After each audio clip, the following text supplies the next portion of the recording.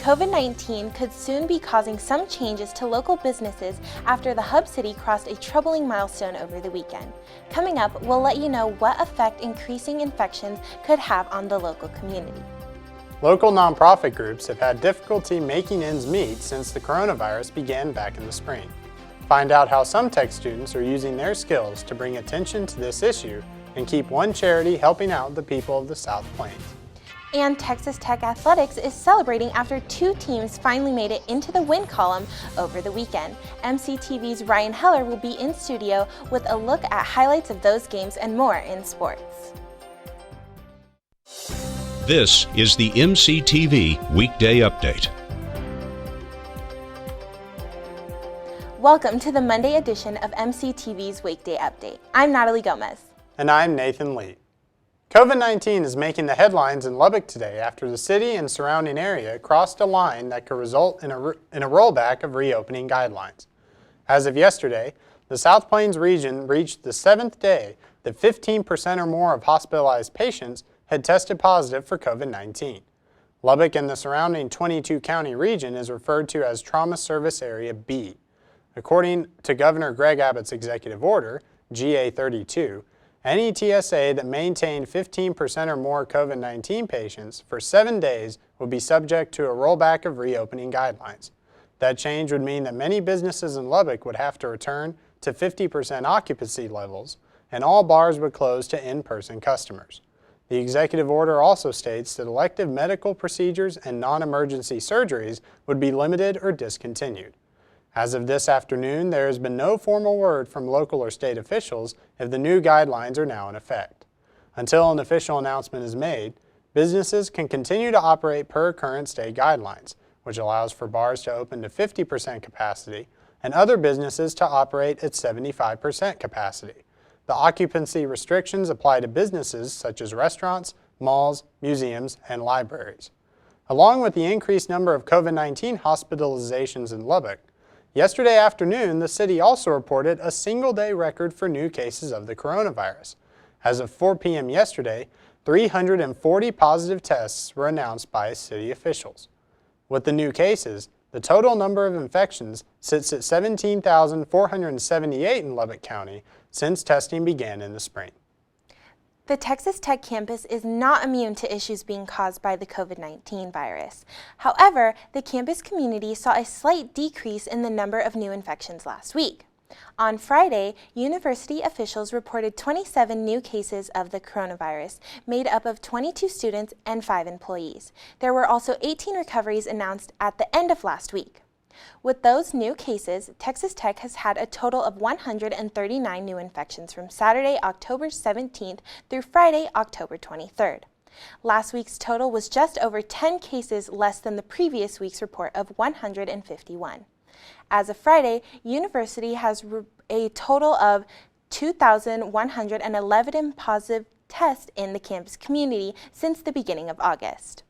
With the continued threat of COVID-19, last week, Texas Tech officials also announced that there would be several changes to the spring 2021 semester. In emails sent to faculty, staff, and students on Friday, President Lawrence Skuvanek stated that the spring break has been reduced to 1 day, Friday, March 19th. The reduction in the holiday will allow the university to delay the start of classes to Wednesday, January 20th. The remainder of spring 2021 semester should remain the same, but classes will continue to be offered in the in-person, hybrid, and online options through at least next May.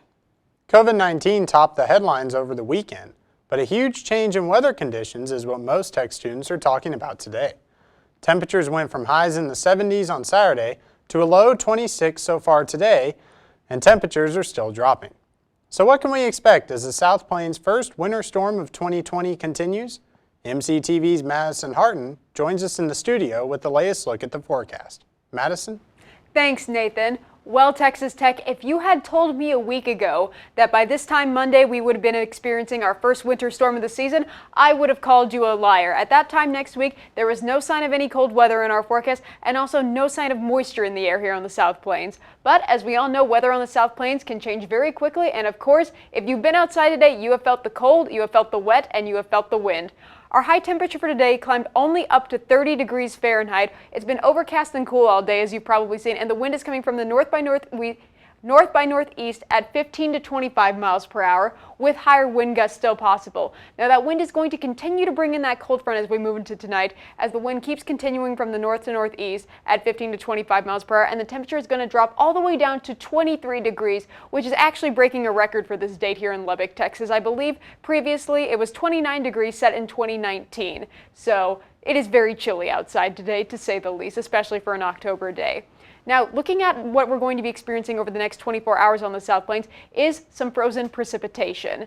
Now, we do have a winter weather advisory warning going into this evening, and we are going to be seeing some cooler temperatures and possibly some chances of some frozen sleet and frozen drizzle, which is going to make those roadways very hazardous. So definitely, if you are going to be driving tonight, take it slow, as the ice is going to start accumulating overnight. But the thing everyone has been looking forward to is what we could be experiencing tomorrow, which is a little bit more fun and a little less dangerous than ice: snow. Still equally dangerous though, and is still going to make our roadways very hazardous.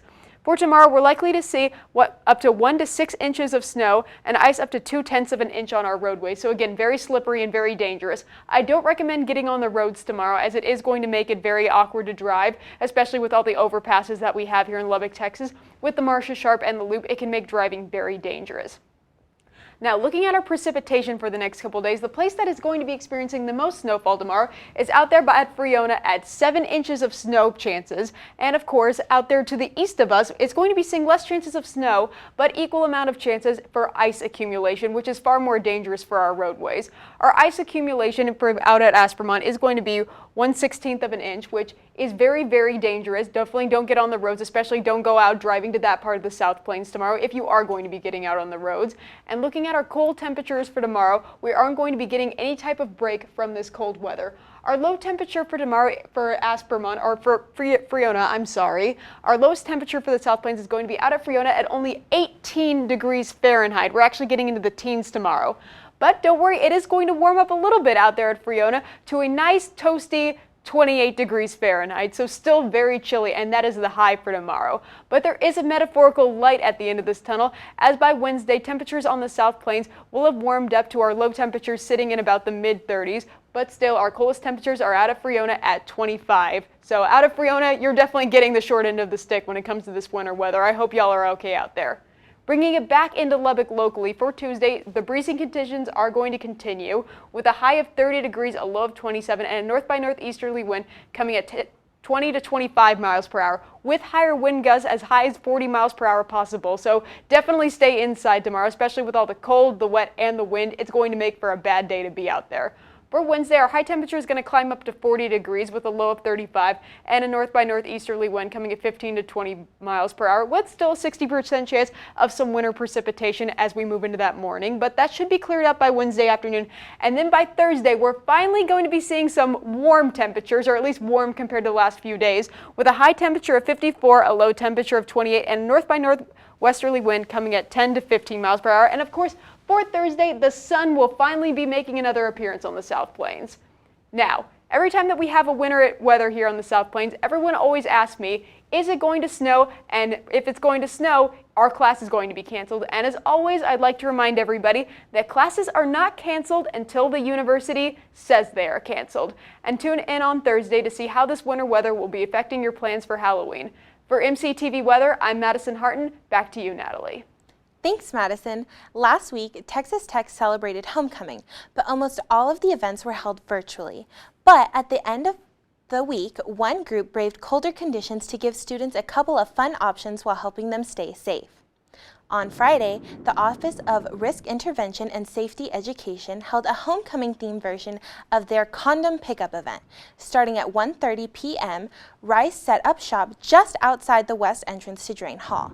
The event featured a table with lots of freebies, a cornhole game, a chance to take a photo with Raider Red, and of course, condoms. Normally we have our office open for everybody to come by and usually grab them, but because of COVID-19 we wanted to develop a new system where people can just swing by and grab them really quick and not have to be in a centralized building where people are constantly coming through. Raider Red's photo op was unfortunately cut short due to the weather, but Rise braved the cold until 3:30 on Friday. Rise will continue to offer other in-person events throughout the semester, including additional condom pickups into December. To learn more about Rise and get information on future events, visit their Facebook, Twitter, or Instagram pages by searching for TTU RISE. COVID-19 has had a negative effect on many businesses across the South Plains, including many nonprofits who depend on donations throughout the year. Since many fundraisers weren't able to be held earlier in the year, members of the tech community are doing what they can to try and help organizations in need. Last Thursday, students in the College of Media and Communications Advertising Campaigns class held a fundraiser at the One Guy from Italy restaurant across from campus. The One Pizza, Many Hearts event took place from 11 a.m. to 11 p.m. 15% of One Guy's proceeds and 100% of their ice cream sundae profits went to the Ronald McDonald's House. The nonprofit provides free lodging for families that have children going through treatment and nearby hospitals to help keep families together. The goal of Thursday's event was to do more than just make money for the organization. I would say as long as we get the name out about this organization and we spread what they do. The main issue is that we find that a lot of people know what the Ronald McDonald Charity House is, but they're a little unfamiliar about what all it is that they do.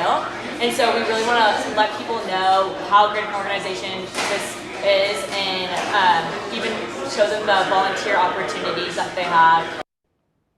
If you weren't able to make it out to One Guy's Pizza last week, there are still many opportunities to help out. You can visit their website at rmhc.org and click on Get Involved for opportunities to volunteer and give back. You might not have known it, but not everything at the Texas Tech campus has reopened since the COVID-19 pandemic started back in March. But the campus is one step closer to being back to normal following the reopening of a unique on-campus attraction. The Museum of Texas Tech officially reopened its doors to the public last Thursday at 10 a.m. The facility had been closed since March when Texas Tech canceled in-person instruction following the spring break. Since then, museum employees have been working behind the scenes to maintain exhibits as well as set up some new displays in anticipation of the return of guests. So yeah, we have had a number of new exhibits come in. Right now we're actually in our new permanent gallery. This is Biodiversity on the Llano Estacado, focusing on the organisms and flora and habitats that are found here in the South Plains, as well as up into the Panhandle. We also have a number of other travel exhibits. We have Mandatory Color, and we have a wonderful exhibition on West Texas Watercolor Society. But yes, to maintain during the COVID pandemic, everybody is required to wear their masks. Then we also have it where we have screening questions as well as temperature checks at the front desk, and people are to maintain 6 feet or more distance from each other. The new displays, along with the museum's permanent exhibits, are free and open to the public. But due to COVID-19, the museum will be operating on a new schedule as the pandemic continues. Their new hours are Thursday through Saturday from 10 a.m. to 5 p.m., and all guests are required to wear face masks and have their temperatures checked before entry. It was another busy weekend for Texas Tech, but this week also included some big victories for two Texas Tech teams who have been struggling since the beginning of the season. MCTV's Ryan Heller joins us with a look back at all the action in sports. Ryan? Thank you, Nathan. Texas Tech football defeated the West Virginia Mountaineers on Saturday, 34-27. The Red Raiders were pretty even with the Mountaineers for almost the whole game, trading scores and huge defensive stops. The play of the game came with 8 minutes in the fourth quarter when the game was tied at 27. Jacob Morganson forced a fumble, which allowed Zach McPherson to scoop up the ball and run it for a 56-yard touchdown to give the Red Raiders the 34-27 lead. With Henry Colombi taking over as the starting quarterback, the expectations were fresh and new. And he passed for 169 yards and a touchdown. Next week, they will take on the Oklahoma Sooners on Halloween night here at Jones AT&T Stadium. Kickoff is set for 7 p.m., and if you can't make it to the game, you can catch it on Fox. Texas Tech soccer got their first win of the season on Friday as they took down the Iowa State Cyclones 1-0. After coming into senior night with a no-win 3-loss and 2-tie record, the Red Raiders were ready to get that monkey off their backs and come out with a win. With 4 minutes left in the first half, Giselle Kozarski scored the game's only goal to put the Red Raiders up on top. Their defense held their own after that and didn't allow a single shot on goal. On Friday, they will head to Stillwater, Oklahoma to take on the number 12 ranked Oklahoma State Cowgirls. The game starts at 7 p.m. and you can catch the action on Fox Sports Southwest.